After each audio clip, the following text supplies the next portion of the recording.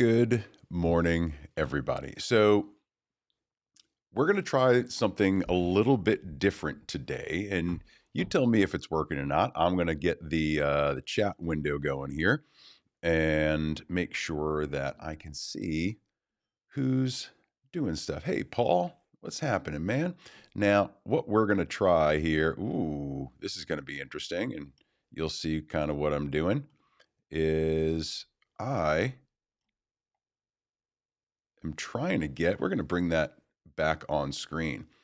And because I'm trying to get this perfect. So if you're watching on your phone or you're watching on a computer screen or whatnot, trying something new today. I am trying Ecamm's dual mode. Now, what that means is that from my one broadcast here, I'm broadcasting both in landscape mode and in vertical mode. So if you're on YouTube and you just happen to be on a computer, or if you're on Facebook and you're on a computer, you should be seeing the widescreen. If you are on your phone and um, you are looking at YouTube on your phone, you should be seeing just the vertical stream. Now, the cool thing about all of this is that I can do the same thing on both. I can do things differently in both screens. So if you're used to seeing the graphics the way that I have them, for example, on the wide screen right now, I have the Generator Live logo right at the bottom, but on the vertical stream, I don't have anything. Just trying to play with the real estate. So it's really kind of a cool thing. Not only am I broadcasting this in landscape and vertical to YouTube, I'm doing the same thing to Facebook. I can go out to Instagram or, whatever page I want. But I wanted to try this morning and see what you think. So if you happen to be watching and you can switch back and forth between, landscape or vertical, depending on how you're watching it. It's showing up on YouTube as two distinct live streams. So this is really interesting to me, and it's new and exciting. Now, truth be told, I mean, YouTube's had this dual mode now for, I think, a couple of weeks, but it's been interesting to wait for all the streaming software to catch up. And I just think Ecamm, they do it right. They don't try to be first to the market with everything. What they try to do is get it right, especially for Mac users. And so if you're on a Mac and you're thinking about doing some sort of stream, right? Even if you're not streaming, just recording. The thing about this that I love is that I can be recording the video on podcasting. And now I don't have to just film it in landscape and then tweak it to fit vertical. I can get everything set in vertical the way that I want it and then record both versions at the same time. It's actually really, really cool to think about. So I'm going to start playing with this. I just downloaded the beta yesterday. If you go to ecamm.live/beta, you can check this all out and download the beta for yourself. It's free. Do that and test this out. You might have to have an account, but you can get a free trial of Ecamm is basically what I'm saying. Try it out. Try the beta and play with it. Let me know what you think. I think in terms of recording content, it's going to be really neat. Now, let me show you something. I'm going to see if I can do this all correctly and show you like the live demo mode. So you should be seeing, hopefully, some portion of this right now. I don't know if you're going to be seeing it in vertical mode, but showing you the entire screen, if you can see it here, it is side by side. You can see the landscape and the vertical. So just let me know in the chat if you can see that. I don't know if you can or not. I haven't played enough and I'm not watching my own stream. So you tell me. All right, so I'm going to end that live demo. We should be back to normal now. Cool. So Paul is saying I landed on the vertical stream and now in the landscape. Let's see. I need to figure out how to get this. I'm going to bring that back up on screen again. Looks cool. And try to get this looking like that. gonna have to work on the where all the comments land and figure that out as I go, but we'll get going. All right, so let's kind of get into today's coffee talk. I hope you have your coffee. Good morning, Paul. The side by side does look pretty good, man, and I'm really digging how this is all starting to be. But I need to figure out how to get the comments better on the vertical side. But disregardless, as we say here in Boston, disregardless, I think it still works and it's going to be cool. All right, enough of me saying it's going to be cool. It's going to be cool. It's going to be cool. Coffee. Mm. All right. So, got a couple of things that I did want to talk about today, and I'll see if I can bring some of these things up here. All right. So, topics wise, talked a little bit about Ecamm dual mode. And again, this isn't something that everybody is going to use. You don't have to use it live streaming, but I really like the way that I can manipulate both sides. Time will tell. I think I'm going to probably use this more for recording content so that I can set up my scenes and be able to just kind of record everything at once. I don't have to then go into Opus Clips and reconfigure and hope that I get it right, or compress everything into a vertical stream and have it just like a landscape across the middle. I can really kind of play with things here. So this is the Ecamm dual mode. We already talked about that. All right. Now, a couple of things that I'm doing here in the studio. We talked about studio upgrades, and I think it was last week that I talked about how I got a bunch of new backdrops and was putting them up in the studio, and I'd set up some sets and I'd put out a video with all my new backdrops, some from Hand Painted Backdrops UK, some from Oliphant Studios, and have just kind of given the backdrop situation in my studio a little bit of an uplift. So I went ahead and took a video the other day, and I'll just kind of show it to you here, is I set up this main corner, the one that you're looking at right now. That's actually 1, 2, 3, 4 different backdrops. I've got a big gold one from, I think it's Baby Dream Backdrops, or maybe it's Intuition. It's Intuition. And it's the entire back wall. And then I've got the hand painted wheat colored ones in front of it. And then I've got the gold on the far left is the one that I painted. So that is one scene that I set up. This one here that's right underneath the fan is a large blue muslin that goes up that entire wall and then can roll out. I've got another piece that rolls out across the entire floor right in front of it. That I love that blue. I can't even remember who makes that. It's just a blue muslin that I've had forever, and it's gorgeous. All right, as I kind of move around, you can see down in the back, there is the podcast area that I've set up. I've got a couch, I've got some lighting, and we'll see. I think I kind of fade over a little bit. And then this last set that I have here along the right-hand side, it's a little bit out of frame. I didn't really pan over far enough. This gray set here is the new gray Oliphant that I have. And as I start to go down this way, you'll see down that right wall, I have 2 more backdrops set up. I've got another Oliphant backdrop right next to the gray one. I've got another Oliphant backdrop that is brownish and gold. That is the Venice backdrop. And then further down between the podcast area and that brown Oliphant on the right-hand side is a green backdrop that I painted. And that's beautiful as well. Just a rich, deep, verdant green. And it's a gorgeous little set. So I've now got 1, 2, 3, 4, 5, 6 sets completely set up, ready to go. All I have to do is move my lights into position and, maybe add a different chair or whatnot. But the reason I set things up like this in the studio is because I'm trying to do something so that I can dual use it as both the photography studio, personal branding, headshots, all of that, and then also build a rolling podcast desk. The reason I want to build a rolling podcast desk is I've got all this equipment here in the studio, right? I've got all this stuff here.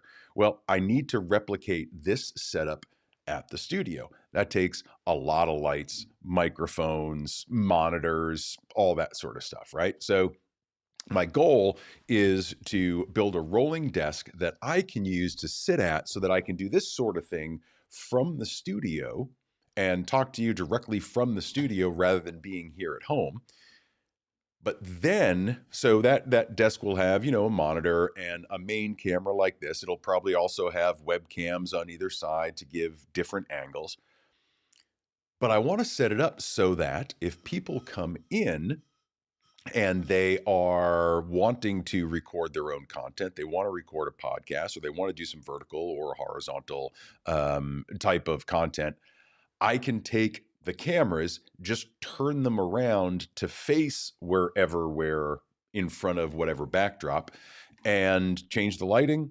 And now I'm at a production desk able to stream whatever there is that they're doing or record whatever it is that they're doing. So I want to be able to make this, if I have a guest come in, I can just flip this desk around and have a 2-person podcast setup. That's the whole goal of this. So bit by bit by bit, it's getting there. I know I had all these sets set up in the studio before, tore them all down because I was just like, I didn't like the way they looked. It was I was using a ton of different stands. It's a real pain in the ass to be moving all the stands all the time. And I only have so many stands in the studio. But the cool thing was, if we go all the way back over here, and I can't really zoom in, but I'll show you with my mouse here. This dark gold backdrop that is the background, it kind of wraps between both walls. I have that hung up by heavy duty rare earth magnets, and it's a great system. It took a little bit to get the plates mounted on the wall, but once I did, throwing those magnets up made it really easy. So I'm a big believer in using these magnetic sets because it keeps all of those extra stands out of the way. And now I only have one backdrop stand that emits 1, 2, 3, 4 different backdrops. I only have to have one stand. Everything else is on the wall. So that's kind of cool. I dig that. So a lot of this stuff I got from Mondi Mitchell, who is down in New Hampshire. She unfortunately closed her studio, but I was able to pick up a bunch of her gear, and she, gave it to me at a great, great price, and I was able to put it into the studio here. So once again, building, trying to make this studio into not only a photography studio, but a content production studio as well. So time will tell. It's a slow process. You got to make the money to spend the money. So that's what we're working on right now. But it's looking pretty cool. And Paul, who's in here, is going to be coming up. We're going to be doing his personal branding photo soon. I cannot wait to do that. So Paul, you're kind of getting an early look at all the different sets that we have set up, and it's going to be a great time having you in the studio.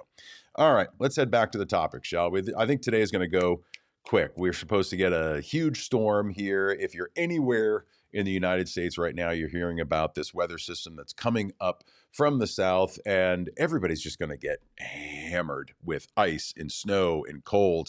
My buddy out in Minnesota right now, Wisconsin, is getting absolutely frozen. He reported to me it's like minus 19, but it feels like minus 30. And we're talking Fahrenheit, we're not talking Celsius. So it's going to be really cold. I know here in Maine, it's supposed to start getting real cold tonight. And I think it's supposed to be minus 9 or minus 15 or something like that tonight. Tomorrow, I don't believe it's getting above 0. They've actually closed one of the local ski resorts because it's going to be so brutally cold. They just can't risk putting people out in that cold. And it's going to be windy.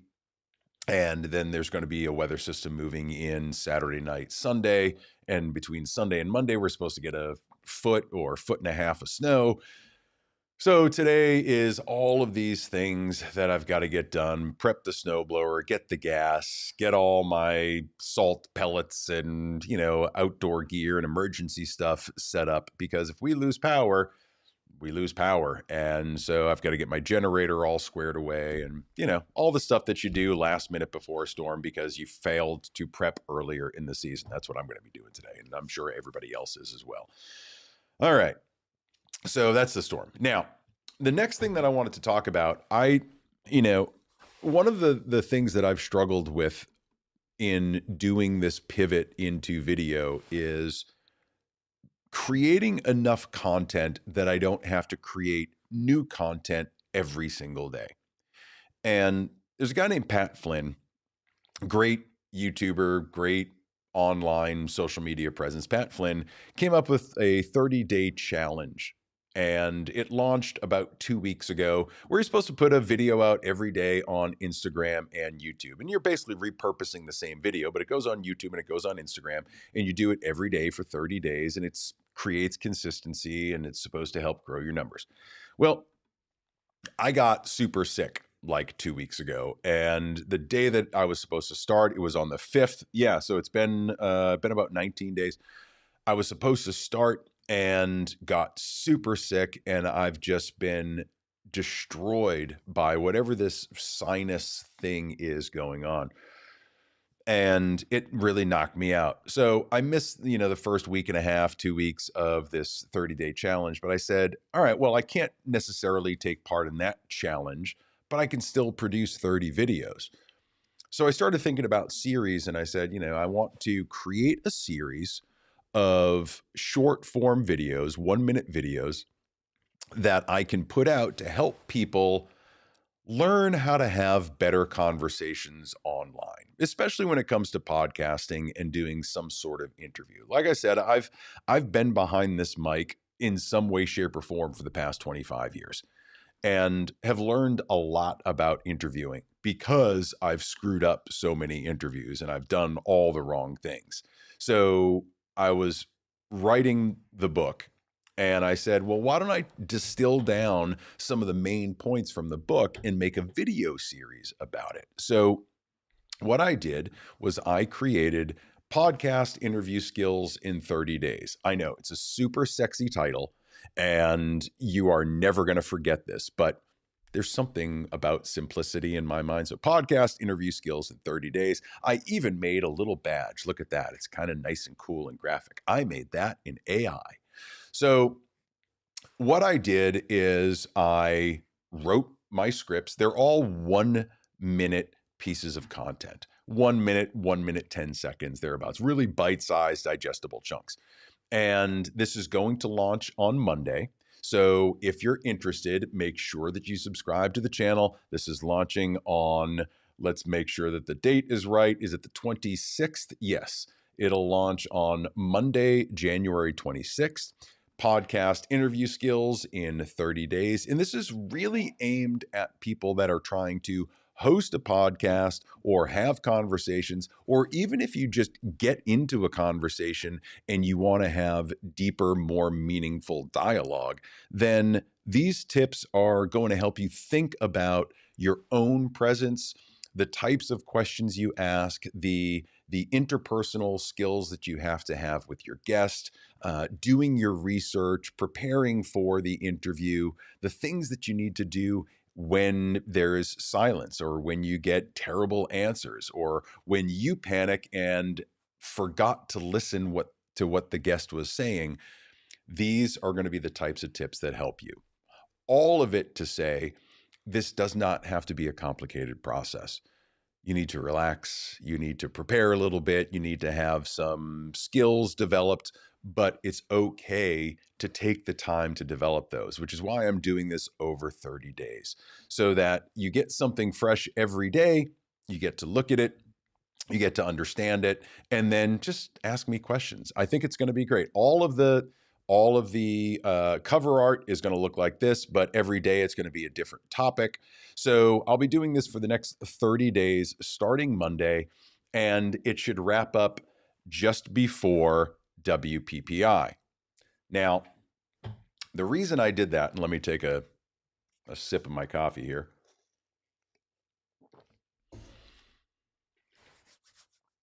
So the 30 days of podcasting interview skills starts on Monday the 26th. That runs for 30 days. It should end right around February 26th, 27th, provided nothing goes wrong. That week, which is like a Thursday, Friday, 26th, 27th, I leave on Sunday to go to WPPI. You've heard me going back and forth over the past several. You know what? I'm going to pause for a second. I want to look back at this. Kelly is here. Kelly, good morning, my friend. I'm so glad that you're here. And then Paul is saying I'm starting an interview series. Actually, about to go into an in-person interview today. Awesome, man. I'm so happy for that. I'm really happy that you're creating this content. So let me go back, and I'm going to stop talking for a second and then just start over, because maybe I can clip this up and do something for social. Maybe we can see if we can format this in both landscape and vertical and do something for short form content. Ooh, look at me. All right. So you've heard me talking over the past couple of weeks about whether or not I wanted to go to WPPI, which is that first week of March, going out in Las Vegas, out at the Rio. And I was really kind of going back and forth. Is it going to be worth going to see Annie Leibovitz and to see my friends and network, or was it going to be financially just too much for me? It's expensive to go out and try to go to WPPI. But after having some conversations and really thinking about it, I am going out to WPPI 2026 because I'll be doing a Generator Live episode on stage at WPPI the first day that the trade show is open, Tuesday. I'll be there at, I believe, 3:15 to 4 o'clock in the main trade show area. I'll be doing Generator Live on stage. I cannot wait to be doing this. I think it's going to be an incredible time.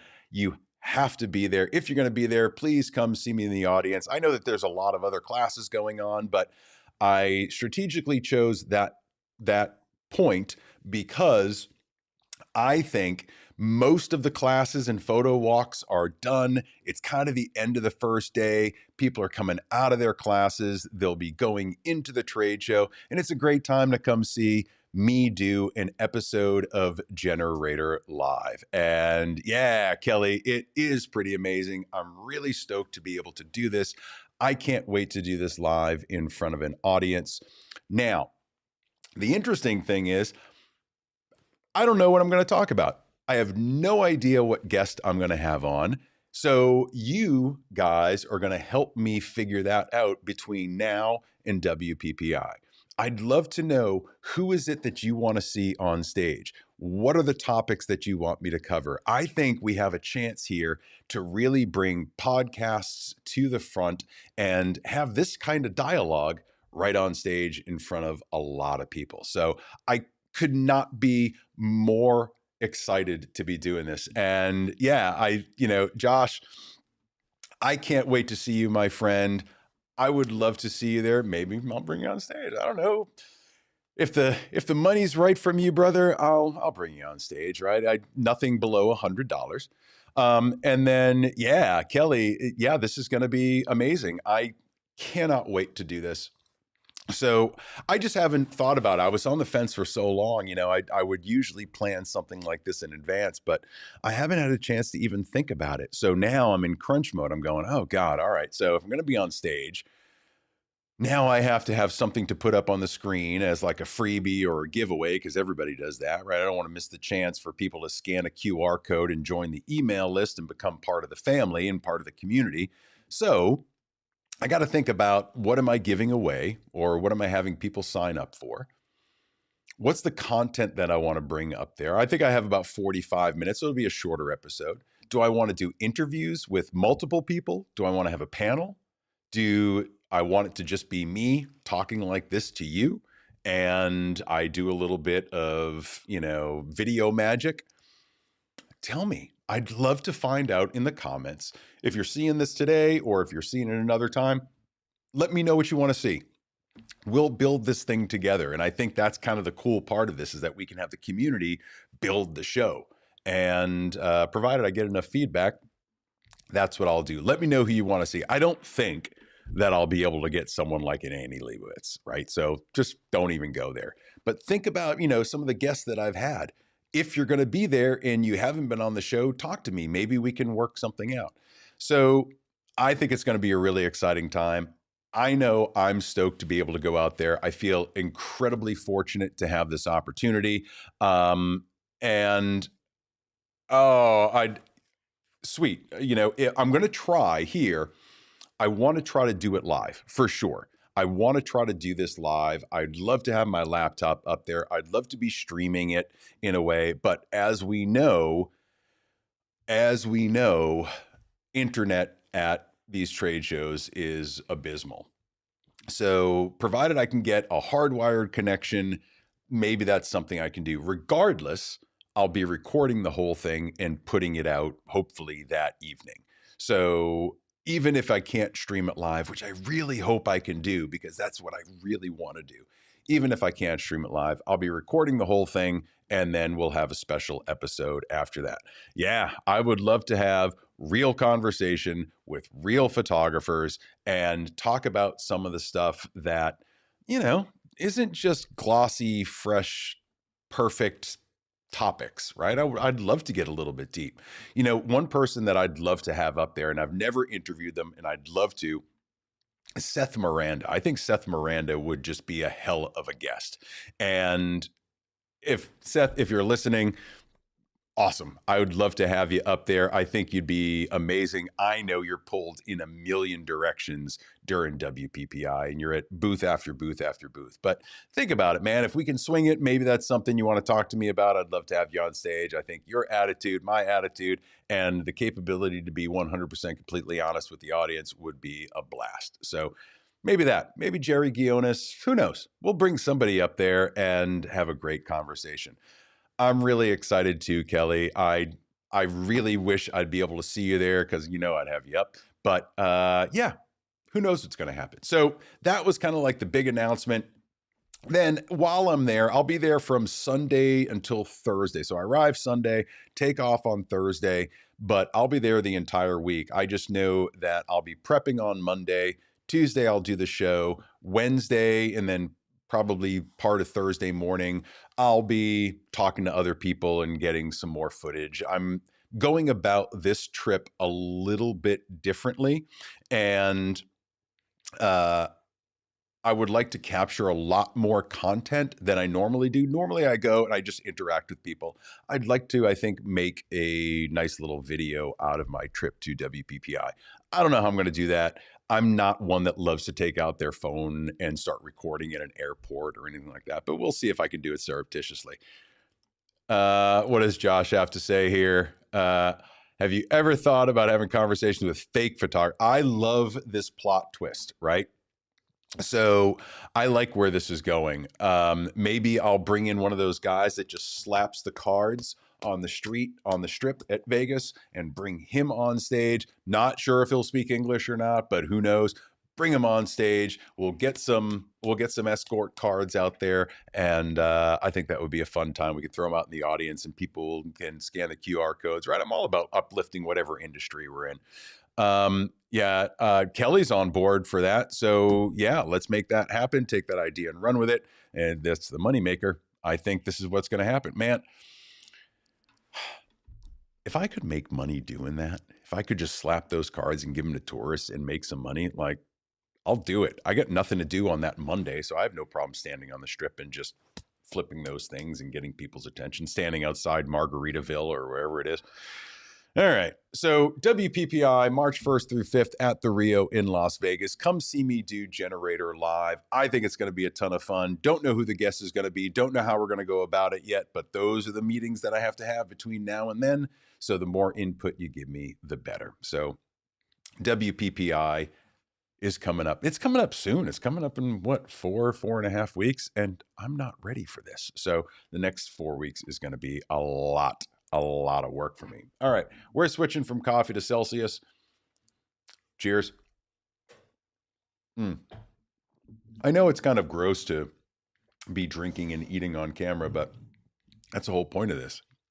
It's coffee with me on Friday mornings. So I think there was first day with the new lips. All right, let me go back to this.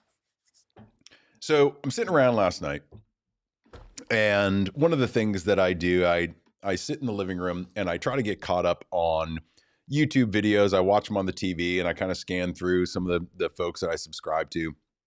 And one of the things that I love to watch, and I don't know if you watch this, is Star Talk with Neil deGrasse Tyson and Chuck Nice, and they bring on different physicists and different guests to talk about the cosmos, and I love that shit. I'm just all about it. So last night I was watching it, and they had Brian Greene on. And if you don't know Brian Greene is a theoretical physicist, and he is big into, I mean, his main theoretical research is in particle physics and string theory and how the universe is made and what space is made of and so on and so forth. Really just absolutely brilliant guy. So he was on last night, and it's one of the more recent episodes, I believe. You should go back and listen to it, because at the very beginning they have a conversation about AI and art, right? So we have this conversation quite a lot about what AI is doing to art. You heard me talk all about Evotogate last week, and you saw all the shorts that came out about it. So they were talking about, you know, so many artists, not just photographers and not just, we're talking artists in general, are afraid that AI is going to take over and put them out of jobs. And Brian had a really interesting point that I actually wrote down. I wrote down some notes while I was watching it because it made such an impact. And, you know, he said the same thing that a lot of us say is like, you know, when the camera was invented, you know, they thought it was going to put painters out of business. And then when digital was invented, they thought it was going to put film cameras out of business. None of that ever happened. What he said, and I'll kind of read from my notes here, is that the camera captured reality. And what that did was it freed up painters to stop trying to paint reality, and it allowed them to interpret the world in a different way, giving rise to Impressionism and Surrealism and the explosion of different types of painted artwork. And I hadn't really thought about it in that way, where we think, you know, a technology is just going to replace what came before it. And that's not the case. What it does is it allows artists to now start thinking in different ways. So my corollary to that was, all right, well, if AI comes along and it says it's going to replace the camera and photographers, well, what's AI doing? It's doing the work of little jobs that we don't necessarily love doing, and it's taking away some of the easy stuff. What it allows photographers to do is free themselves up to use their tools in different ways. How do we start creating different types of art in photography? Now, I'm not so naive as to think that I know everything there is to know about the craft of photography and all the different genres and subgenres. And there's plenty of people that are doing really cool, surreal, impressionistic style photography. And right, that's part of the craft. But I think it will give a lot of artists that don't think in those directions the ability to really start reaching out with their cameras and creating something totally different that the world hasn't seen before. So I really like that. Now, I have not gone back and fact checked, you know, the invention of the camera and then the overlap with some of these painters, these artists, and, you know, where the rise and fall and, you know, the sinusoidal wave of, you know, what took over and what took its place. I haven't done that research yet. I was watching a podcast last night. I thought it was really funny to look at things that way, and it really got me thinking in a different direction. I just love the argument that it doesn't replace photographers. It gives us now the freedom to think about using our cameras in different ways. And that to me was exactly what I needed to hear at exactly the right time. I felt immediately less concerned about AI, right? We know that it will never be able to capture the same type of reality that we see, the same type of experience that we create for people when they come into the studio, they pose in front of us, or, you know, wherever we may be taking a photo on the street or whatever. But what it can do is just create, you know, some basic stuff. Hey, this is what a person looks like walking down the street. But then we, with our infinite creativity, can do something completely different, interpret that scene a completely different way, and then show the world what that is. And that's what AI can't do. It can't interpret the way that we can interpret. So, all right, Kelly, what are you saying here? Oh boy, we've got big comments. So sorry that they're here twice, but I'm all for AI being the issues, job losses, topic using photography to create a different way. I love the concept, but I feel like AI can still mimic it anyways. Yeah, I'm not saying that this is going to be, very, very, very easy to skate past. The job loss is definitely going to be real, not debating that. I just think it's not the disaster for creativity that we think it is, right? That will never be replaced. I think if we foster it, if we build those creative skills, then AI does become the tool. It becomes something that helps us. Perhaps we incorporate it in a different way, right? When the Matrix came out, no one had ever seen like bullet time before, right? But those guys at the time used the technology to string all these cameras together and create something that was created in camera, but they had to use the technology at their hands to capture that footage in a certain way. And I mean, all video is just pictures anyway, right? But I love thinking about it that way. How do we use the technology to give us the, like you said, Kelly, the opportunity to create instead of the hustle? That this is the point that I'm trying to get at. And I'm sorry on the vertical stream you can't see the comment. I'll work on that as I get this whole thing better. But it gives us the opportunity to create. That's the point that I'm getting at. It gives us the opportunity to not compete with it, but to create beyond it. And that's where I get excited. How do I use AI in such a way that I can create beyond it? All right. So I'm not going to spend like the rest of my time here on AI.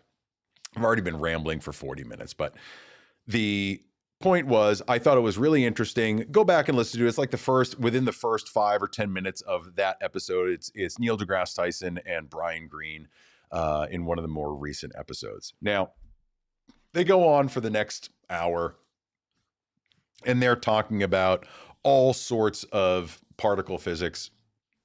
That's what I studied when I was in college. My senior year, I was a physics major, and so my senior year really got into quantum mechanics, right? Because quantum mechanics was really just starting to come to the forefront in the early 90s. And that's when I was in college at the time. So we were really on the forefront of quantum particle physics, string theory, all these sorts of things. They were real new concepts. And I loved the fact that I could break down the universe into these smaller and smaller and smaller and smaller particles. So last night they were talking about this stuff and they're talking about quarks. And if you don't know what quarks are, like you get to an atom and then you get smaller, and what makes up the atoms and the electrons is the quarks. And you've got 6 different quarks: the up quark, down quark, strange, and then there's the left and the right. So there's a bunch of different quarks. The newer thinking is that, all right, well, if there's these 6 quarks, there's something called supersymmetry, and now there's another 6 quarks, another 6 particles that we haven't discovered yet. I won't go into it because I'll destroy it trying to explain it. But the point being, at one point, Neil deGrasse Tyson, they were talking about Enrico Fermi and some of the stuff that he had developed way back when, and he was like, yeah, at that point, these guys were just making shit up. And Brian Greene said, yeah, they were geniuses, and geniuses make up shit that's right. And I thought that was one of the funniest things that I had heard, because I think that's exactly it. Anybody can make up anything and think up anything, and it'll most likely be proven wrong. But the geniuses, they're the ones that just think stuff up and then get proven right. I I love that. And I started thinking about, like, how does that relate to other areas of our life? Who are the musicians that do the things that no one's ever heard before? The Jimi Hendrixes of the world, the Mozarts, right? Where they take their art, their craft, and they just take it beyond wherever it is in the accepted way right now, because they know in their heart of heart and their mind of minds that they are pushing the forefront of their field. And I love thinking about that, especially as it relates to physics, right? The real geniuses make up stuff that then gets proven right. The Higgs boson, and I won't go into Higgs field and that far, but the Higgs boson, this guy named Higgs, developed the theory of the Higgs boson being one of these particle fields. And it took like 30 years for him to be proven right, but he knew it. And everybody called him crazy at the beginning, and everybody said he was a lunatic for thinking this way. 30 years later, CERN gets developed, super colliders get developed, and now we have the Higgs boson being proven. And so I love that geniuses make up shit that's right. I want to make that as a t-shirt, and I love seeing Matt the Nerd come out. Dude, Matt the Nerd is always out. I'm always here. But man, I could talk about this stuff forever. I just have such horrendous ADHD that when I try to explain the things, I'm like, you don't know what's in my head, and I'm trying to fragment and explain it to you without explaining it clearly from beginning to end. I don't do well with that. So, that all being said, geniuses make up shit that's right. I love that. I'm attributing it to Brian Greene. It's not my quote, but that was one of the funniest things that I saw come out of that Star Talk episode. If you have the chance, I think Neil deGrasse Tyson is kind of like an arrogant ass, but the dude is smart and he's funny, and I got to give credit where credit is due. He brings on these guests that really make me think and challenge my own beliefs, and then also reignite my love of physics and the universe. And they said some things on this episode that will absolutely blow your mind. If you have a joint or an edible or a bong sitting nearby, make sure that you utilize that before you watch this episode, because it will absolutely blow your mind. Some of the things that current particle physics theoreticians, what's that word? I can't think of it. The guys that think up the theories of physics, theoretical physics, those guys. It's amazing what they're coming up with these days. All right. I have no idea what the lag is, but I'm watching between the comments and then what I'm doing here. I think there's probably about a 10 or 15-second lag between what I say and what you hear. So forgive me if there's this little bit of back and forth. All right. All that being said, that's really what I wanted to cover today. But I did want to talk about one more thing, and I wanted to set up something for next week. I may go live again on Monday, depending on the weather. But I wanted to set this up for a topic that we're going to talk about next week. I had a guy come into the studio yesterday, and he's kind of a local friend of mine, a colleague, and he wants to start recording videos for certain series that he's putting together. He's been teaching a certain methodology to men and to couples for 20 years. And he wants to get some of it on video and start putting it out. And, doing little shorts, then testing it, see how it goes, to see if it's worthwhile to record a longer series. And I love that approach because it's kind of like the crawl, walk, run methodology. Let's do a little bit, see if it gets hold, see if people are interested. And if they're not, switch it around after doing a little bit of beta testing and then put out a better product. And I like that approach to everything. But it got me thinking about how many times I have the conversation, especially with photographers that want to get into video, about the best way to go about it. Because photography and video are so so closely linked that there's not a whole lot that you need to understand differently about video versus photography. But you have to have a really strong desire and focus and plan to use that video. Why are you creating it? Why are you creating the video? Why do you want to put this out? How do you want to put it out? Who's your audience? What's the niche? And it got me thinking about how much bigger the conversation is about video than it is about a light or a camera or a monitor or a teleprompter, right? All the gear stuff is easy. I can spend your money all day long and just tell you what gear to buy, and you set it up and it all looks good, and you will look good, and it will fall flat because you don't have a plan for what you want to do with the video. Now, a lot of people will say, well, I don't want to be famous. I don't want to be Joe Rogan. I don't want to make a lot of money. Then why the hell are you doing it? If you're just doing it for fun and it's just a hobby, great. But at that point, if you're coming to someone like me for all this advice and whatnot, it makes me think that you're taking it a little bit more seriously, or otherwise you just grab your phone and you do it just for the fun of it.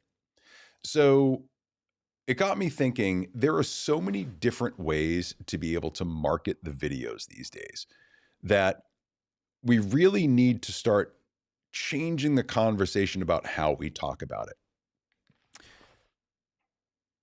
You can create long form content and then break that up into shorts and then distribute that content through email or through, whatever platform you're on. You could just create short form content and spread that across platforms and try to get that out. You can create a course, which is either short form modules, long form modules in a collection, a series, or just individually. Sell those on something like Gumroad, or you create a community in school or Learn Worlds or, any one of the platforms that are out there. You can use those videos to sell digital products. I say all of this to say you can do any one of those things. A lot of people try to do all of them at once. Like this guy, I try to do everything at once and I think it through to the point of overthinking. But I started thinking, what are your favorite practices when it comes to video? I want to know, like I really want to understand beyond what I think, because this isn't always right. And I know I don't know an iota of everything. I just want to hear from other people what their best practices, their methodology, their philosophy for doing this. Why are you doing it? I know for me, there's a couple of reasons. I started doing podcasts and I started doing video specifically in relation to Stone Tree Creative, in relation to the photography studio. I've been doing video a long time, but let's look at kind of the modern age of when I've been doing this, past the radio stations, past the TV stations, stuff that I'm doing now for me. I started looking at video to supplement what I was doing with photo. I wanted to create video for my website so that I could educate clients so that they could see me and we could start building that little bit of trust and education right out of the gate. People show up to the website, they get to hear about how I go through my process, the things that I do. I loved being able to do that. As Generator grew and I started to separate out the brands, now I've got two brands that I need to think about video. And it's both me, and I've got my photography side and I've got my podcasting side. I know that I'm trying to grow the podcasting side to eventually replace the photo side. That's the plan. And so this whole time that I've been doing this, I'm like, all right, well, I've got to have an email audience for Stone Tree. I've got to have an email audience for listeners of Generator. Then that creates another segment of my email list that is creators that are interested in these things. And then there are local people, then there are clients, then there are, industry contacts. So I've got all these different segments of my email list. which isn't large. I'm just saying I've got it segmented out to do all this stuff. And then I started thinking, like, why am I trying to manage the two brands? Because it's just me, and I'm thinking about how I communicate with everybody in the most efficient way possible. I started thinking about it, and I'm like, wouldn't it make more sense for you, Josh, or Kelly, or Paul, or whoever, to get one email from Matt Stagliano that then has information underneath it about, hey, here's my latest episode. Hey, here's some stuff that I'm doing with my photography clients. Hey, here's me mountain biking. Doing it more as a personal brand rather than the brand of the company. Now, I don't know if this is the right way to go about it, but I started thinking about that. And I realized that if I condense everything under kind of the Matt Stagg brand, that it allows me to feel less rigid. Like I have to do things for a certain polished corporate brand like Stone Tree or for Generator. And I make it a little bit wider and a little bit more open because what I'm finding is I love just being me. I'm not trying to be performative anymore. I'm not trying to be someone that I'm not. And I'm finding that all of these different facets of the personality are all valid. So why don't I just condense everything kind of under the brand of me, right?